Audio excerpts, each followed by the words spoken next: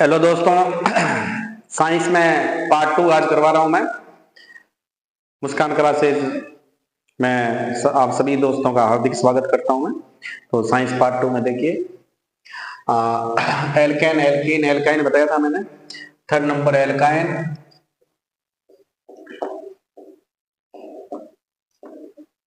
Alkyne CnH2n-2। मैंने कहा इसमें n is not equal to 1, n 1 नहीं रह सकते, क्योंकि डबल बॉन्ड और ट्रिपल बॉन्ड के लिए कम से कम कार्बन 2 चाहिए। कम से कम कार्बन 2 तभी पॉसिबल है जब n बराबर 2 रखेंगे। इसलिए क्वेश्चन भी बनता है कि इसमें n 1 बराबर संभव, n बराबर 1 क्यों नहीं पॉसिबल है, तो इसलिए नहीं है। तो n बराबर 2 रखेंगे तो C2H2 4 - 2 ये एसिटिलीन।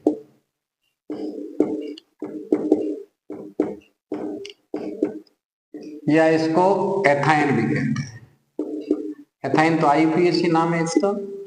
एथाइन का मतलब होता है international union of pure and applied chemistry. तो अब इसकी इलेक्ट्रॉनिक संरचना,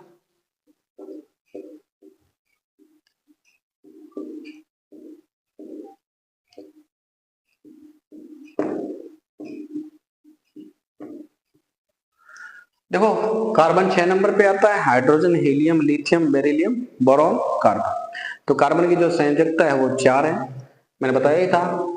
कार्बन का इलेक्ट्रॉनिक विन्यास, कार्बन 6 नंबर पे पहले 1s में 2, फिर 2s में 2, फिर 2p में 2। परमाणु के बाहरी कोश में जो इलेक्ट्रॉन की संख्या है उसको संयोजकता कहते हैं।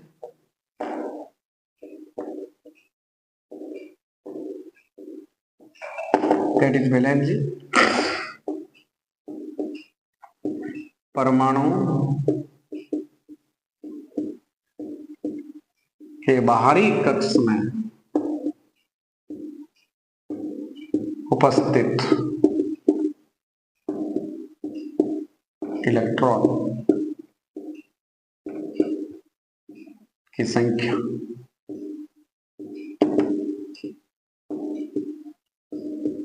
को संयोजकता कहते हैं।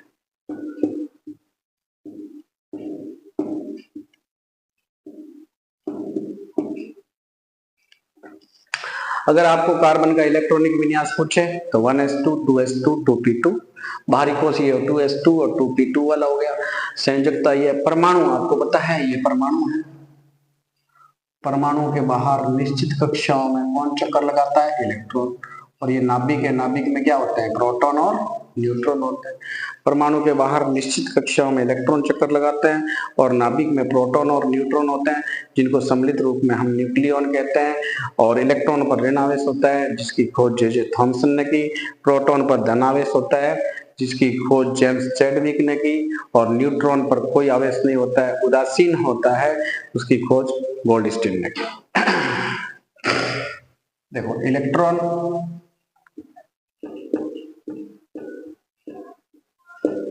इलेक्ट्रॉन की खोज है वो जे थॉमसन।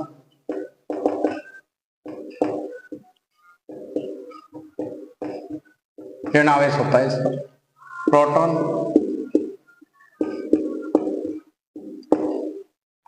गोल्डस्टीन,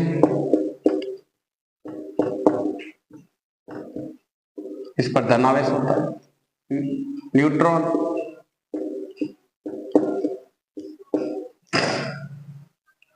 जे जेम्स चैडविक,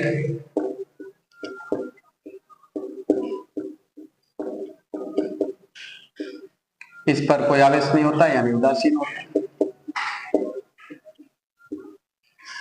और परमाणु के नाभिक में प्रोटॉन और न्यूट्रॉन होते हैं। ये प्रोटॉन प्लस न्यूट्रॉन ये न्यूक्लियॉन कहलाएंगे।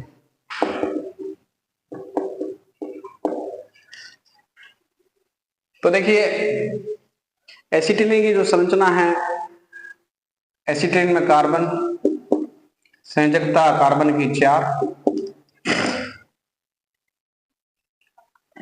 इसमें भी 1 2 3, इसकी भी 1 2 3, यहाँ एक सिंगल आ जाएगी 4, ये सिंगल आ गई। हाइड्रोजन कितना है? एक हाइड्रोजन। ये इलेक्ट्रॉन बिंदु संरचना बोलते हैं।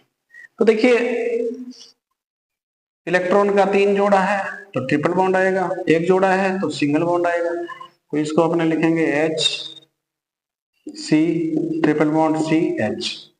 अब देखो अनुलग्न प्लस पूर्व लगन, पूर्व लगन क्या है? कार्बन 2 है तो क्या आएगा? H। कार्बन कार्बन के बीच में ट्रिपल बॉन्ड है तो अनुलग्न क्या आएगा? आयन। अगर सिंगल बॉन्ड होता है तो N, डबल बॉन्ड होता है तो E, ट्रिपल बॉन्ड है तो आयन। जैसो क्लियर? तो H प्लस आयन, ये हो गया आपके एथाइन। वेल्डिंग के रूप में काम आती है।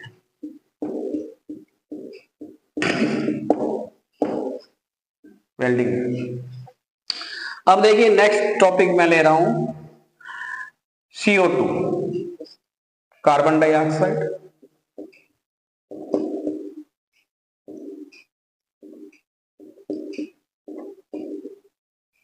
इसकी इलेक्ट्रॉन बिंदु संरचना।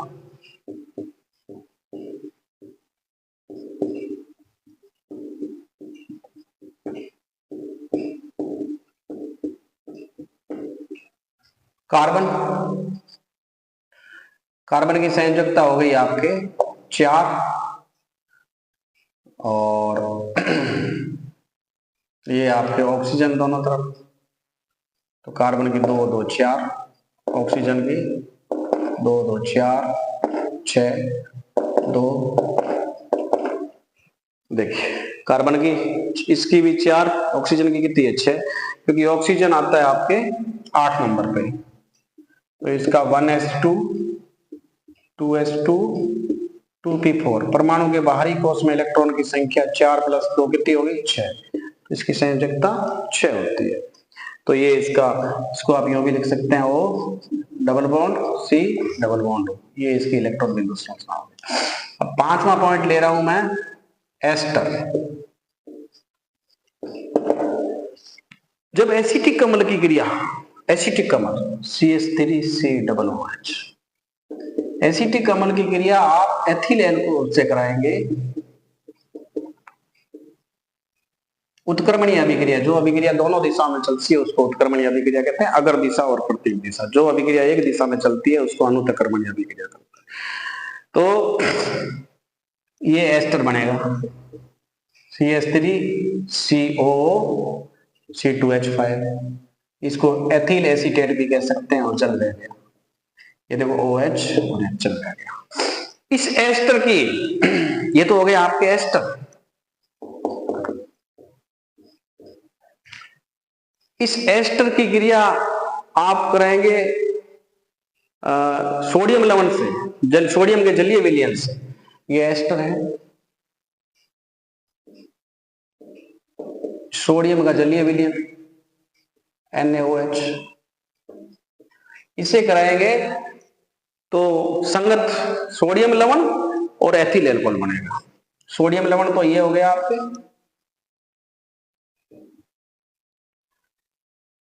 Na, ये प्लस माइनस, प्लस का मतलब इलेक्ट्रॉन त्याग रहा है, माइनस का मतलब इलेक्ट्रॉन ग्रहण कर रहा है। तो फिर पीछे क्या बच गया? C2H5OH। ये आपके हो गया एथिल एल्कोहल। तो ये साबुन क्या है? सोडियम और पोटेशियम के एसीटेट लवण, कार्बोक्सिलिक लवण होते हैं। तो ये सोडियम एसीटेट है, इसी को साबुन कहते हैं और इसी प्रक्रिया को साबुनीकरण कहा जाता है। अब देखो पेंटेन के जो रूप आते हैं, पेंटेन, छठा पॉइंट में ले रहा हूं पेंटेन। पेंटेन के जो रूप है, क्योंकि पेंटेन N5 रखेंगे तो जो सूत्र है एल्केन का CnH2n+2, तो 5 रखेंगे तो 5 2 10 तो 12, तो C5H12। एक इसका होगा पेंटेन, 3 समावय होते हैं इसका, पेंटेन, आइसोपेंटेन और नियोपेंटेन। इसके IUPAC में मैं बता दूंगा आपको। पेंटेन, पेंटेन देखिए CH3 CH2 CH2 CH2 CH3, इसको आप एन पेंटेन भी कह सकते हैं। नाम कितने तक चलेगा? 1 2 3 4 5। एक आता है आइसोपेंटेन। देखो आइसोपेंटेन मैं आपको यहां बता देता हूं, 7वां पॉइंट यहां ले लेता हूं मैं। आइसोपेंटेन आएगा CH3 CH, मेथिल समूह नीचे आ जाएगा CH3, फिर CH2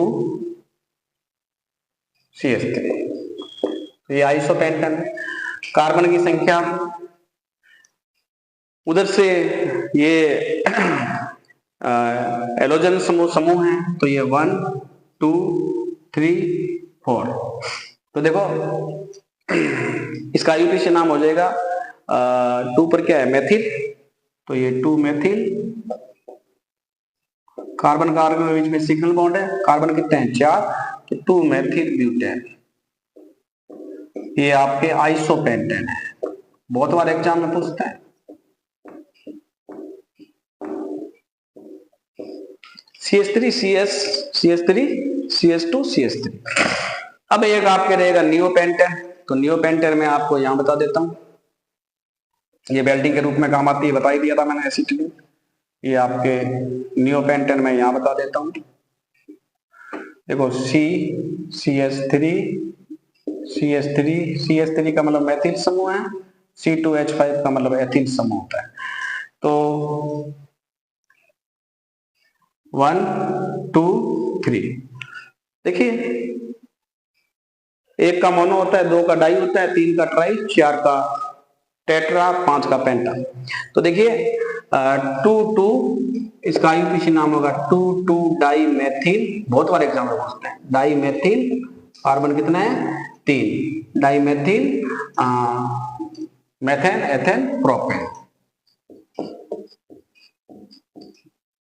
और इसको कहते हैं नियोपेंटेन।